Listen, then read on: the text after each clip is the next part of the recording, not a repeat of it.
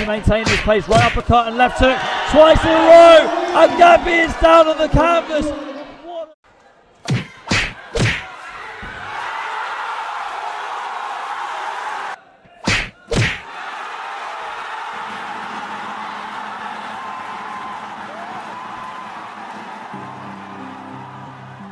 Si John Virgil Cornell Vitor na mas kilala sa kanyang palayaw na Valiente na ang ibig sabihin ay matapang. Siya ay isang professional na boksingero mula sa Tagbilaran City, Bohol, na sumabak sa mundo ng boxing bit-bit ang pangarap na makilala at maging isang world champion.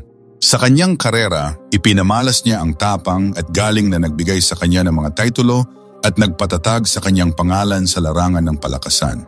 Sinimulan ni Virgil Vitor ang kanyang professional na karera sa boxing noong ika-15 ng Nobyembre 2014 kung saan agad niyang naitala ang kanyang unang panalo laban kay Giovanni Abejero.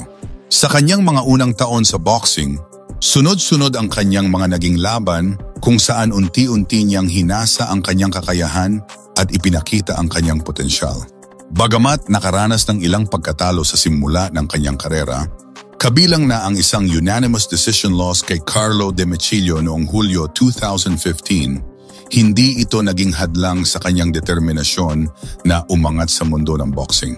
Sa pagitan ng 2016 at 2018, nagtala siya ng 8 sunod-sunod na panalo na nagpatunay sa kanyang lumalakas na puwersa sa super featherweight division. Sa kasalukuyan, ang ating bida ay may 23 wins, 3 losses at 20 wins sa pamamagitan ng knockout. Karamihan sa mga naging laban ni Vitor, laban sa mga dayuhang boksingero at mga pambato ng iba't ibang panig ng mundo sa sports ng palakasan. Balikan natin ang ilan sa mga hindi malilimutang laban ng ating bida. Ang makasaysayang laban para sa bansang Sinilangan at bansang Thailand. Isang gabi ng matinding aksyon at tagumpay ang nasaksihan sa Dimiao, Bohol noong Setyembre 2022 nang harapin ang pambato ng Tagbilaran City na si Virgil Valiente Vitor, ang Thai na boksingerong si Arnon Yupang. Ang laban na pangunahing kaganapan sa Kumong Bolanon 7 ay hindi lamang isang ordinaryong sagupaan. Nakataya rito ang bakanting World Boxing Organization, WBO, Oriental Super Featherweight title at ang pagkakataong umangat sa pandaigdigang ranggo. Pumasok si Virgil Vitor sa laban na may bit-bit na 5 sunod-sunod na panalo, na nagpapakita ng kanyang kahandaan para sa isang mas malaking hamon. Sa kanyang professional record na 18-2 bago ang laban, kilala si Vitor sa kanyang agresibong estilo at malakas na suntok. Para sa kanya, ang laban na ito sa harap ng kanyang mga kababayang Bolanon ay isang pagkakataon upang patunayan na karapat-dapat siyang bigyan ng mas mataas na pagkilala. Sa kabilang panig, hindi rin basta-basta ang kanyang kalaban. Si Arnon Yupang na may record na 9-2-3 KOs bago ang laban ay isang dating WBA Asia South Featherweight Champion at kilala sa kanyang katatagan. Ito bang unang pagkakataon na lalaban si Yupang sa labas ng kanyang bansang Thailand na nagdagdag ng pressure sa kanya?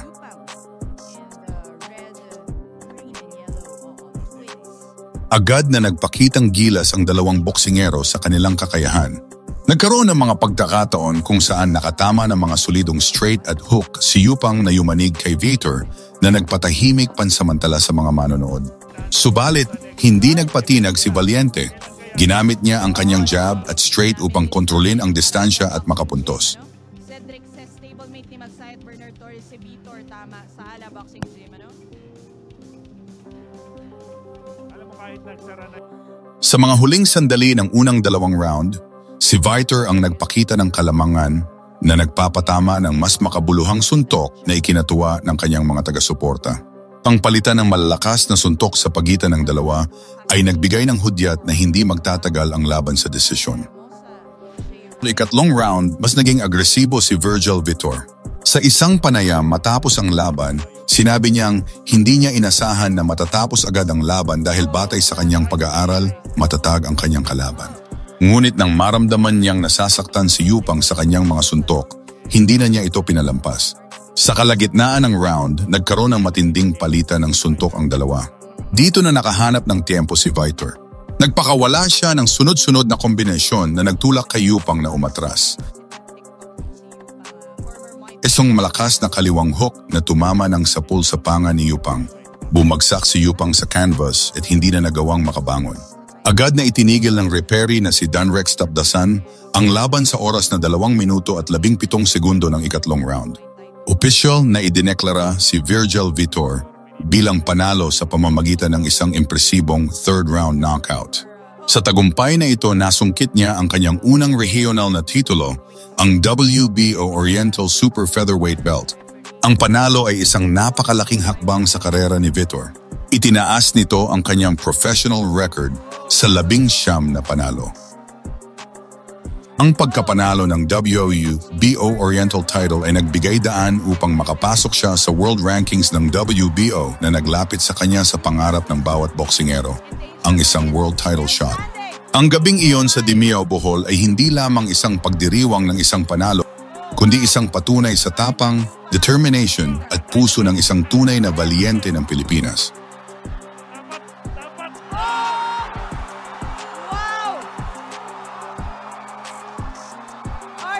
Yupang is down! Oh my!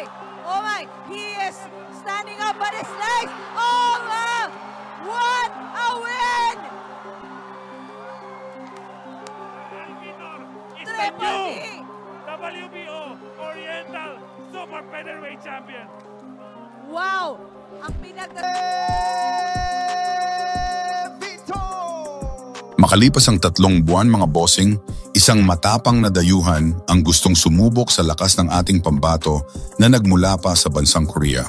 Nag-aalab na aksyon at pangingibabaw ang nasaksihan sa Calapé Coliseum sa Calapé, Bohol noong Disyembre 8, 2022. Dito, matagumpay na naidepensa sa unang pagkakataon ni Virgil Valiente Vitor ang kanyang World Boxing Organization WBO Oriental Super Featherweight title laban sa mapanganib na challenger mula sa South Korea na si Dongkwan Lee. Ang laban, a main event ng Kumong Bol Anon 8, ay nagtapos sa isang mabilis at makapangyarihang paraan na lalong nagpatibay sa reputation ni Vitor bilang isang knockout artist. Umasok si Virgil Vitor sa laban bilang ang bagong koronang hari ng WBO Oriental matapos niyang agawin ang titulo sa pamamagitan ng isang impresibong knockout win laban kay Arnon Yupang ng Thailand 3 buwan lamang ang nakalipas.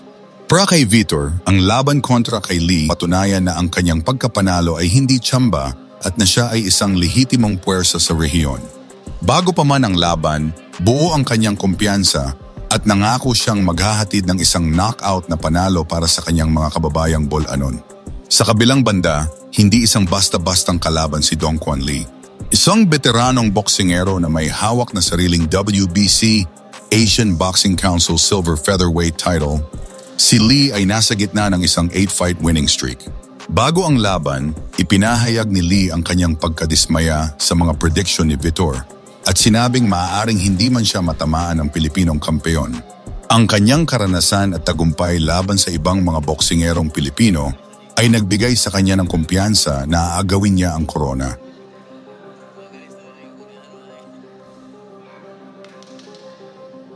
Ginamit ni Vitor ang kanyang bilis at jabs upang sukatin ang depensa ng Koreanong challenger.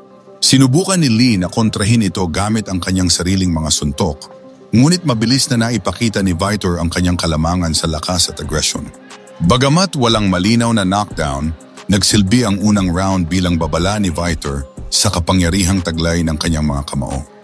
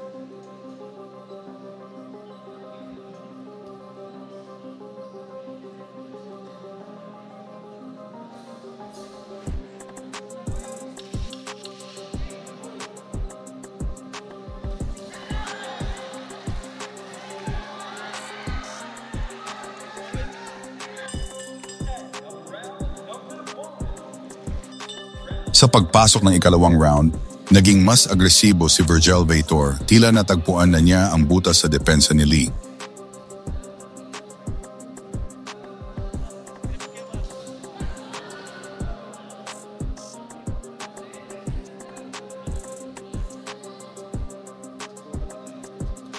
Sa kalagitnaan ng round, nagpakawala si Vitor ng isang matinding right overhand na tumama ng husto kay Lee na nagresulta sa unang pagbagsak nito sa lona. Bagamat nagawang makatayo ng matapang na Koreanong boksingero, nasaktan na ito at halatang nahihirapan. Naamoy na ni Valiente ang dugo at hindi na niya pinalampas ang pagkakataon. Sinugod niya si Lee at nag-farewell ng sunod-sunod na combination. Ang huling sandali ng laban ay dumating ng may matinding bagsik. Isang perpektong tiempo at malupit na kaliwang kawit left hook ang pinakawalan ni Vitor na direktang tumama sa panga ni Lee. Sa sobrang lakas ng tama, muling bumagsak si Lee sa sahig. Kitang-kita na wala na itong kakayahang bumangon. Sinubukan pa ni Lee na makatayo ngunit halatang pag-ewang-gewang na ito at wala sa sarili. Agad na kumilos ang referee na si Dan Rex Tapdasan at itinigil ang laban sa huling 2 segundo ng ikalawang round. Idineklara si Virgil Vitor bilang panalo sa pamamagitan ng isang dominanting second round knockout. Ang tagumpay ay hindi lamang nagpanatili sa kanyang WBO Oriental title, kundi nag-angat din ang kanyang record sa 20 panalo. Sa isang panayam matapos ang laban, sinabi ni Vitor, "Gaya ng sinabi ko, kapag nakita ko ang butas, inknockout ko siya. Hindi ko sinayang ang oras noong nasa loob na kami ng ring."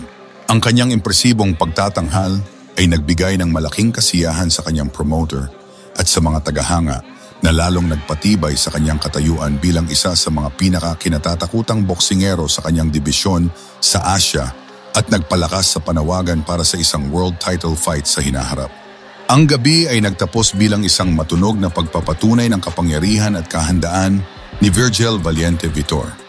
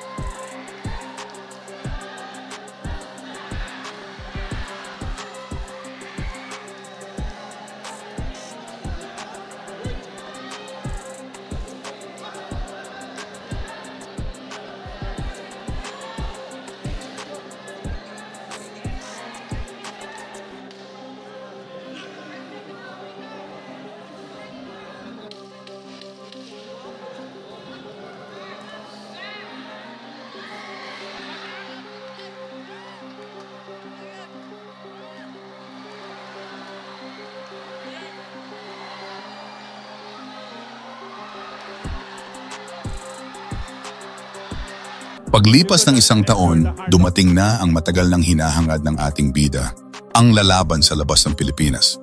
Isang makasaysayang gabi para sa boxing ng Pilipinas ang naganap noong Mayo 15, 2023 nang unang beses na lumaban sa ibang bansa si Virgil Valiente Vitor. Sa harap ng mga dayuhang manonood sa Space Plus Bangkok sa Thailand, hindi lamang niya binitbit ang pangalan ng Bohol, kundi sinakop din niya ang teritoryo ng kalaban upang agawin ang isang prestihiyosong titulo. Ang kanyang kalaban ay ang veteranong Thai na si Kampy Phayom na noon ay hawak ang 23 wins, 19 knockout na may 2 talo lamang. Pumasok si Virgil Vitor sa laban bilang ang kasalukuyang WB o Oriental Super Featherweight Champion, isang titulong 2 beses na niyang matagumpay na naidepensa sa sariling bayan. Dala ang sunod-sunod na panalo, layunin niyang palawakin pa ang kanyang impluensya sa pamamagitan ng pagsungkit ng isa pang regional na corona, ang bakanting World Boxing Council WBC Asia Silver Super Featherweight title. Ito ang kanyang pinakamalaking pagsubok, hindi lang dahil sa kalibre ng kalaban, kundi dahil ito ang kanyang debut fight sa dayuhang teritoryo kung saan ang suporta ng manonood ay nasa panig ng kanyang katunggali. Si Kampy Phayom ay isang bihasang boksingero na may mas maraming laban kumpara kay Vitor. Hawak din niya noon ang titulong WBO na kasalukuyang tangan ni Vitor, patunay ng kanyang kakayahan. Klasikong sagyupan ng isang umuusbong na kampeon at isang veteranong nais patunayan na kaya pa niyang makipagsabayan.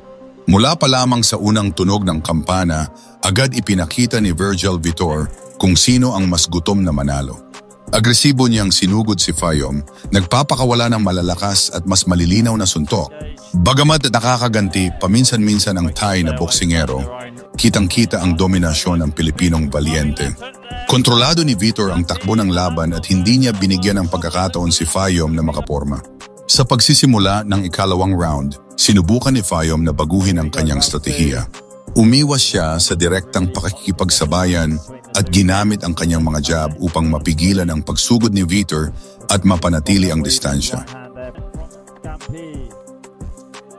Nakahanap ng butas si Vitor at pinaulanan niya ng malalakas na suntok ang kalaban.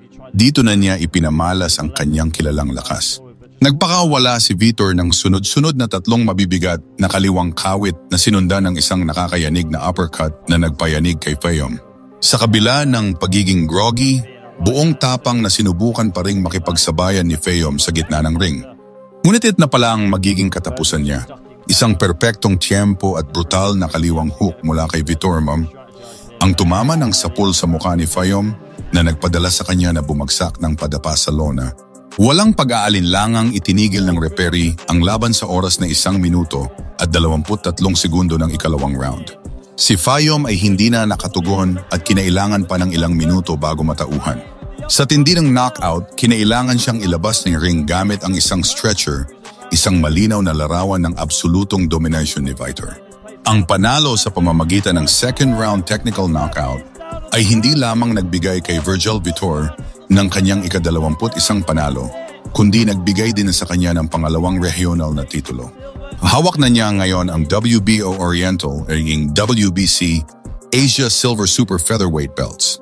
Pinatahimik ni Valiente ang mga Thai na manonood at matagumpay na itinaas ang bandila ng Pilipinas sa Bangkok. Ang panalong ito ay isang malaking patunay na si Virgil Vitor ay handa na para sa mas malalaking laban sa entablado ng pandaigdigang boxing.